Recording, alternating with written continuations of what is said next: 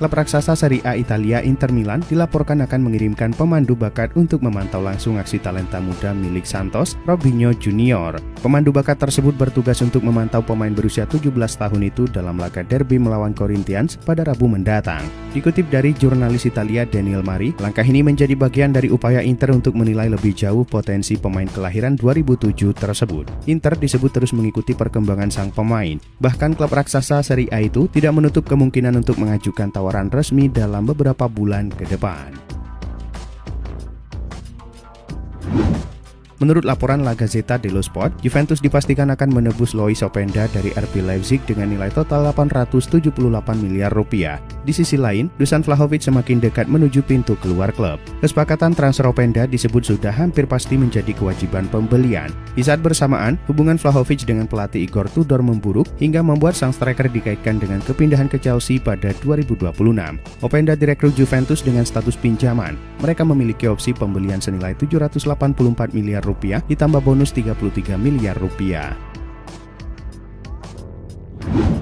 Kapten Arsenal Martin Odegaard dikonfirmasi telah kembali ke Norwegia setelah mengalami cedera MCL saat menghadapi West Ham United akhir pekan lalu. Gelandang berusia 26 tahun itu terpaksa mundur dari tugas internasional setelah bertabrakan lutut dengan penyerang The Hammers Crescencio Summerville. Dalam pernyataan resmi yang dirilis Arsenal, Martin Odegaard telah ditarik dari skuad tim nasional Norwegia untuk laga melawan Israel dan Selandia Baru. Dengan absennya Odegaard, Erling Haaland akan mengenakan ban kapten untuk sementara.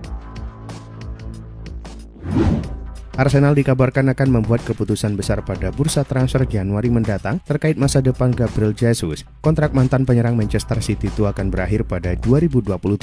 Namun Arsenal dikabarkan siap menerima tawaran yang masuk pada bursa transfer musim dingin. Sebab keyakinan terhadap Victor Gyökeres disebut semakin kuat seiring waktu. Arteta dan staf pelatih percaya bahwa ketajaman sang striker hanya soal waktu, terutama karena kontribusinya dalam membuka ruang dan menekan pertahanan lawan telah membuat rekan-rekan setimnya tampil lebih efektif.